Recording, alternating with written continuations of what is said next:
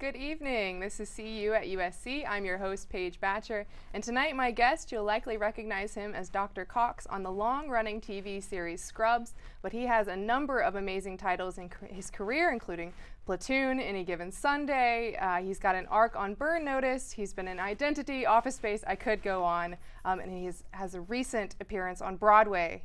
And John C. McGinley, thank you for being here. Thanks for having me. It's a real pleasure. You have an incredible career. Been very, very lucky. How did you get started? I went to NYU grad. I got out of NYU grad in '84, and the 3 years that I was at NYU grad, the impetus seemed to be on being able to take a script, whether it was a play or a screenplay or a teleplay, and be able to figure out what you were doing in the context of that story. So it seemed that the mandate at NYU grad was to acquire tools that would allow you to ostensibly deconstruct a text, make it your own, and then participate in the storytelling process.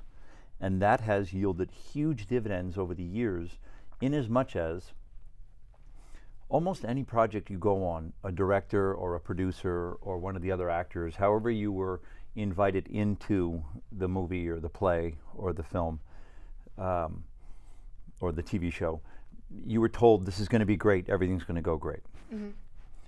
Invariably what's going to happen is one of the lights is going to go out, and most of the focus is going to be on fixing that light, not on our scene at the restaurant.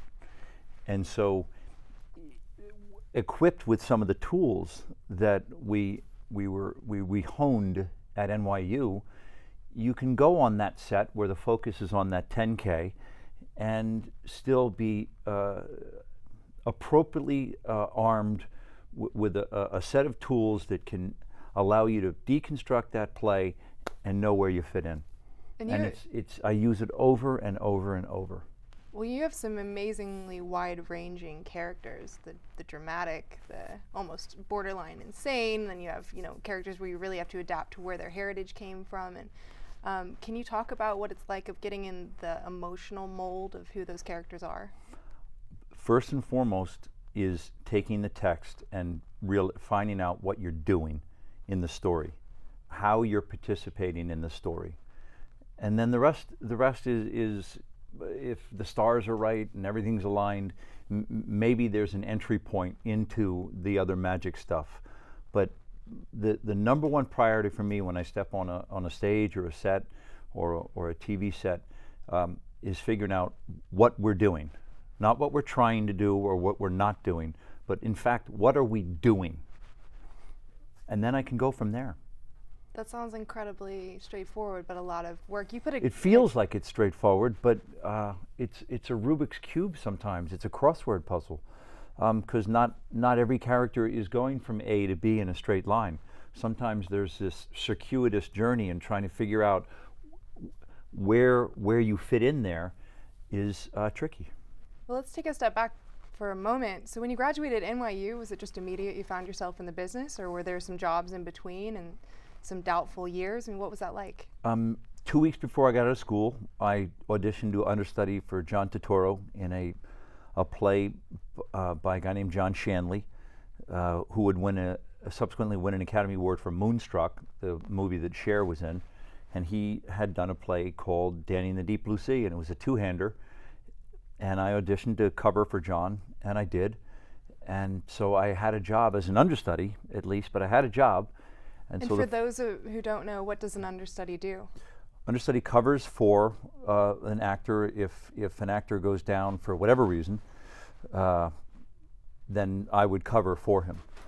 And so I was also the assistant stage manager, so John had prosthetics on his hand, and so I'd put the prosthetics on him, and I would help call the show from the booth. And so, you do whatever anybody asks you to do, as long as it's not waiting tables, which is interesting, because the first thing I did when I got out of school was I had to stop working at this restaurant I was working at, because it was too lucrative.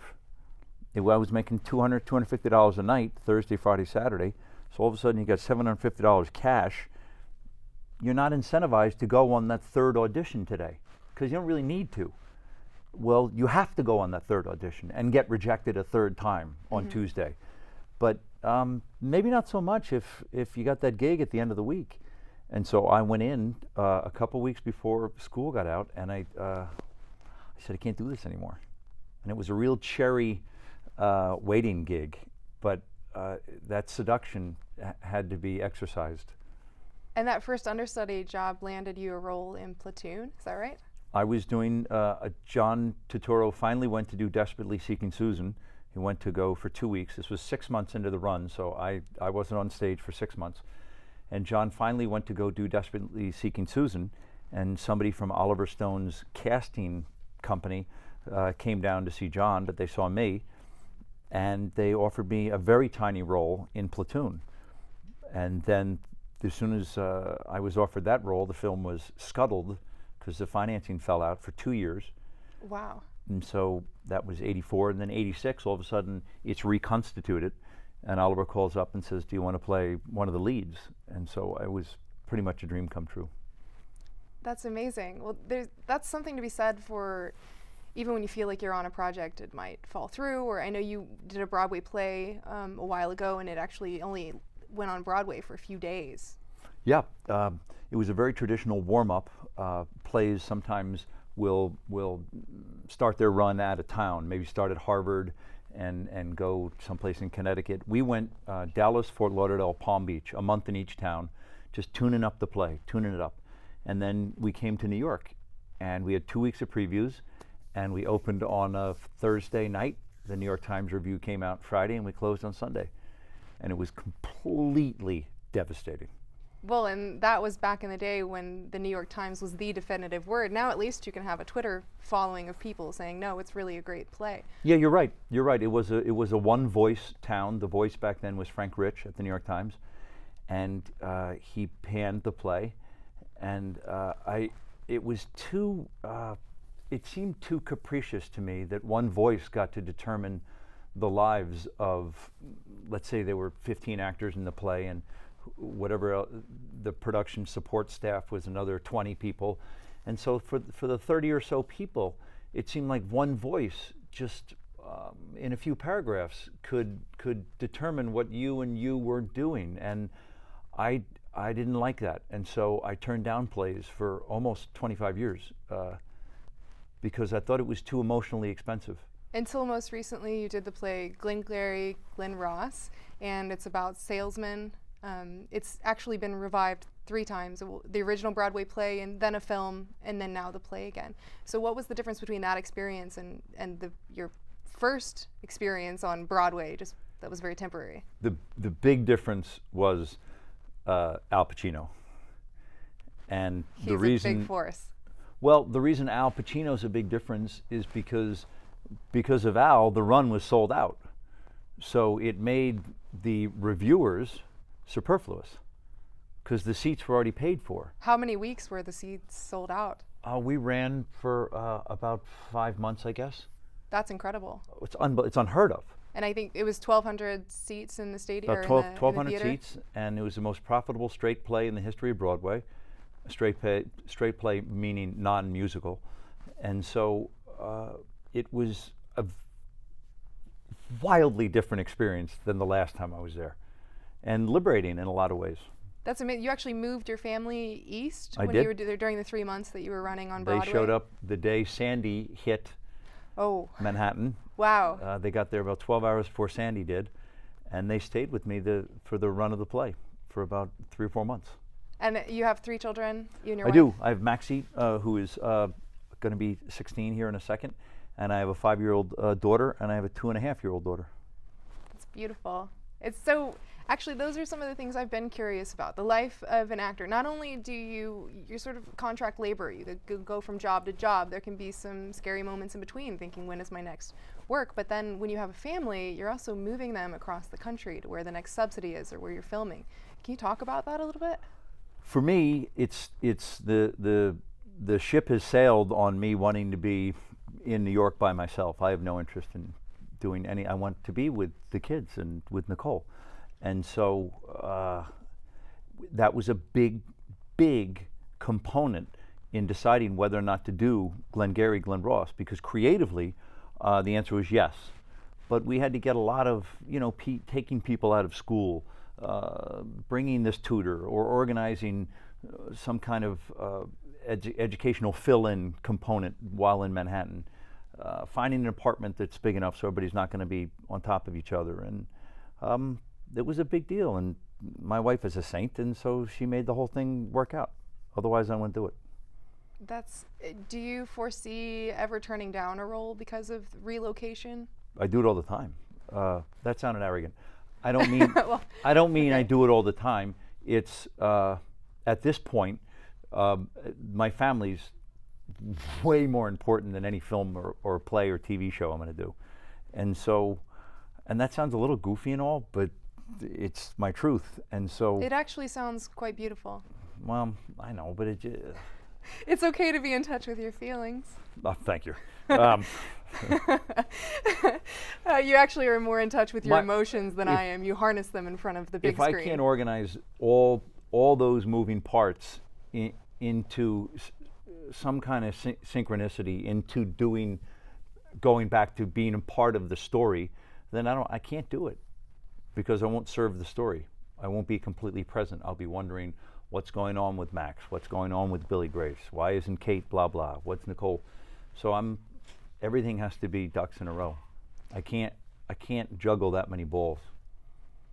I think it's for the betterment of the world, let's say, to have a good dad out there who cares most about his family.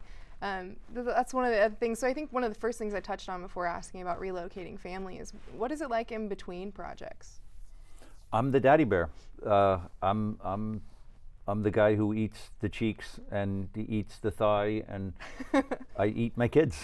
So that's what it's like. I John, you eat devour your my kids. children. You're darn right I do. I ate Billy Grace's lower back this morning, and it was delicious. Do you make any sort of like children jam? No, Or they whatever? are. No, I make toast. I just make a ka ka ka. And Kate's still got the big fat cheeks, so I eat those too.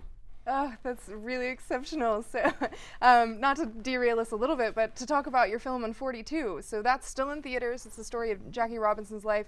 He was the first African American in the big leagues in Major League Baseball. And you play the Dodgers radio announcer, right? I play a guy named Red Barber, who came to the Dodgers a couple of years before Jackie did, and Red had come up through the Cincinnati Reds organization, and he got to Brooklyn at a time when Dodger baseball was just igniting. It was on fire. They were perpetual bridesmaids, but they were right there. They were right there. And so Jackie shows up. They go to the World Series that year, and Red Barber's acceptance and elevation of Jackie was to the Brooklyn faithful as Walter Cronkite's acceptance and then rejection of the Vietnam War. So in other words, as Walter Cronkite would eventually turn sour on the things that were going on in Southeast Asia, so too did the American public, or it certainly coalesced the American public in a really aggressive way. Red Barber taking Jackie in exponentially accelerated how much quicker the Brooklyn faithful accepted him. So it was really interesting. That was a strong voice to play. Well, we've got to take a quick break and head to commercials, but stay tuned. When we come back, we'll be talking about more of John C. McGinley's roles as well as his recent philanthropy work. Not so recent. Stay tuned.